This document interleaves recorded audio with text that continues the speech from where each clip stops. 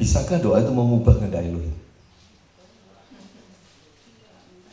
Nah, ini yang saudara harus tahu. Bisakah doa mengubah kehendak Elohim? Jawabannya bisa. Jadi banyak orang itu nggak ngerti. Mereka mengklaim, misalkan gini, ada seorang yang diberitahu Yahweh, oh si A ini hari Senin mati. Apa itu harus terjadi? Tidak. Menurut kitab suci, sesuatu yang diberitahukan itu adalah prospek. Tetapi terjadi atau tidak, itu tergantung. Tergantung apa? Tergantung belas kasihan Yahweh. Dan tergantung permohonan orang-orang percaya. Bahkan orang mati bisa bangkit. Jadi jangan saudara itu, ya saya maaf ya, sok ngerti. Kita itu harus ngerti cara kerja Yahweh itu melalui firman. Misalkan seorang Raja Hizkia. Lu nabi ini diberitahu Yahweh. Katakan Raja Hizkia akan mati besok karena penyakit ini. Diberitahu. Hizkia nangis saudara. Ya Yahweh, ingatlah aku selama hidupku. Aku sudah bekerja untuk Engkau. Yahweh mendengar nggak seruannya? Ditambah 15 tahun. Saudara harus tahu bahwa kehendak Yahweh itu bisa berubah. Disitulah letak anugerah Elohim yang luar biasa. Siapa kita manusia ini? Kok bisa tawar-menawar dengan Elohim? Amin. Ya itu inti dari anugerah. Kalau kita tahu sesuatu, saya sering tahu sesuatu, tapi saya selalu menolak. Saudara, ini kesaksiannya. Berkali-kali saya diberi kesaksian batin. Ini tentang ayah saya, waktu masih tinggal di Tomohon. Bahwa ayah saya itu akan mati. Tapi saya nggak cerita sama siapapun. Saya kebanyakan cerita Andre. Begitu saya tahu itu, saya langsung roh maut aku tolak. Yahweh berbelas kasihan, beri panjang umur. Dan itu terus diperpanjang, saudara. Sampai akhirnya di Surabaya. Pindah ke Surabaya.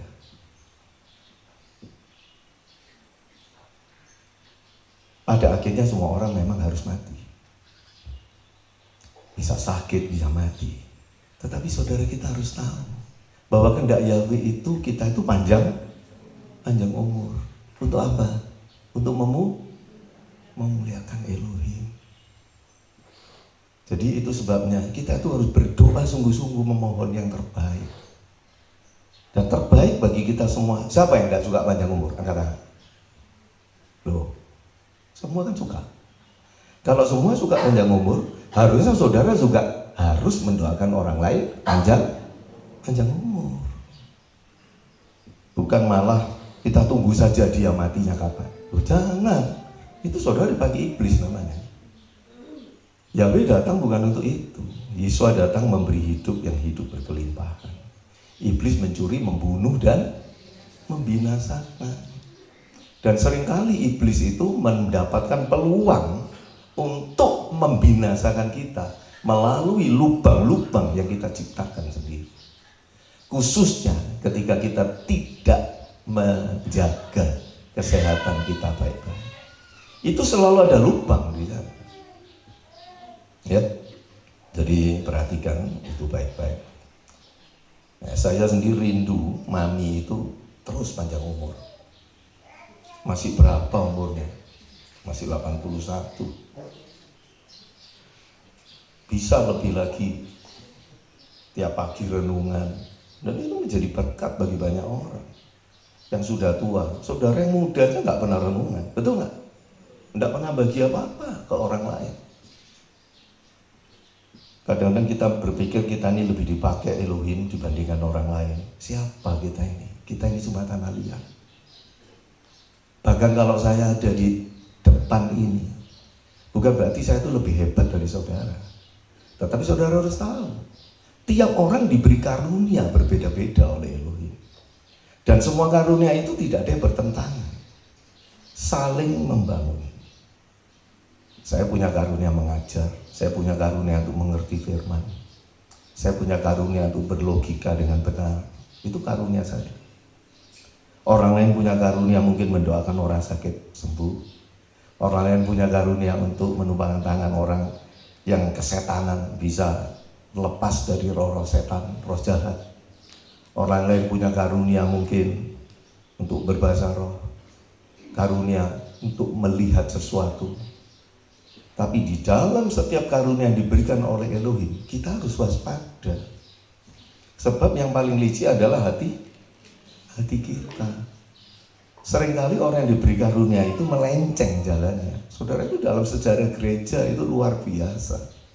Orang yang sesat itu bukan orang yang tidak cinta Yahweh, tapi orang yang cinta Elohim, tetapi dia terbujuk oleh hatinya sendiri. Akhirnya dia merasa dirinya yang paling hebat, paling tahu, paling ngerti. Dan itu sangat berbahaya. Saya tidak paling ngerti dalam segala hal, tapi masalah doktrin, masalah logika, firman, saya ngerti. Kalau saya tidak ngerti, saya nggak berani ngajar pada saudara. Tetapi untuk masalah yang lain-lain, visi-visi, penglihatan apapun, pendeta lain lebih dipakai Yahweh daripada saya. Nah saudara, tapi semuanya itu tidak bertentangan. Semuanya saling menghargai, saling menghormati, ya.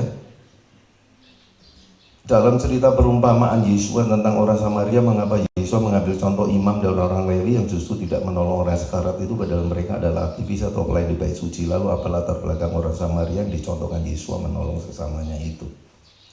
Itulah sering sudah saya katakan, mengapa kok dalam perumpamaan itu Yesua mengambil contoh imam, orang Farisi dan sebagainya. Karena orang-orang Farisi sebagai pemegang Taurat, mereka, nah ini contoh, tertipu oleh hatinya sendiri ahli Taurat orang Farisi. Karena mereka merasa ngerti Taurat, ngerti firman, pewaris kursi Mose.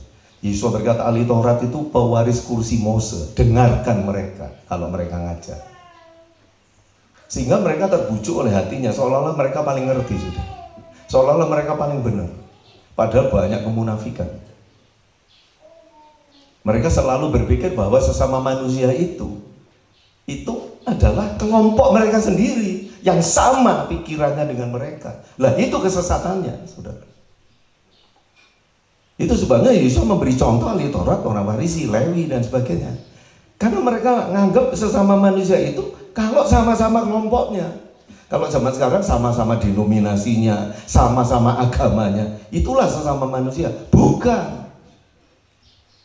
Yesus berkata bahkan orang yang berseberangan, bahkan orang bermusuhan, latar belakang Samaria itu adalah bermusuhan dengan orang Yahudi. Karena orang Samaria ini di zaman tahun-tahun kira-kira 560 sebelum Masehi, ya, ketika Raja Nebukadnezar Babilonia itu menjajah dan mengangkut orang-orang, itu cerita Daniel itu ya, Daniel, Sadrak, Meshach, Abednego itu dibawa ke Babylon. Itu orang-orang miskin yang ada di Israel dan Yudea itu ditinggal. Mereka tetap di sana dan diberi gubernur oleh Nebukadnezar nanti dari orang Yahudi sendiri. Nah, mereka ini akhirnya saudara kawin campur, kawin silang, asimilasi itu namanya, dengan penduduk Palestina atau tanah Kanaan itu. Nah, ketika mereka sudah berkawin kawin silang seperti itu, akhirnya ada kebiasaan dan agamanya juga kecampur. Mereka ini sinkretisme. Jadi gabungkan antara Taurat dengan kepercayaan-kepercayaan mereka. Salah satu contoh adalah mereka tidak percaya Gunung Sion untuk tempat Elohim, tapi Gunung Gerizim, ya, itu di Palestina Tengah. Tapi mereka berpegang pada 5 kitab Mose. Tapi kitab para nabi yang lain mereka tolak. Karena mereka punya nabi sendiri. Dan ini menyebabkan orang Samaria selalu bertengkar dengan orang Yahudi.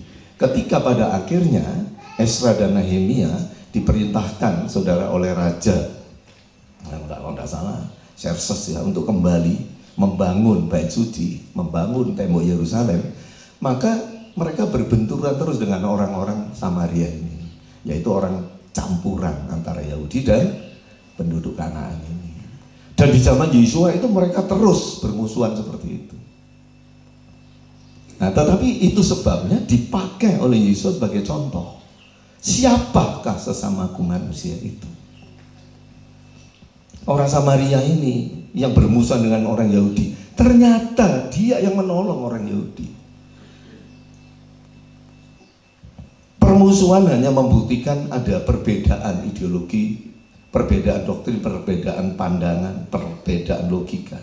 Tetapi ingat, manusia itu tidak berbeda, esensi manusia. Bisa ngerti? Manusia adalah manusia. Siapapun saudara, dan siapapun manusia yang ada di luar sana, kita adalah sesama manusia. Tidak boleh menghina, tidak boleh mendiskreditkan, tidak boleh kita memusuhi. Itu sebabnya Yesus berkata, kasihilah musuhmu, doakanlah orang yang menganiaya kamu. Yang menganiaya aja didoakan, apalagi orang menjadi berkat. Amin.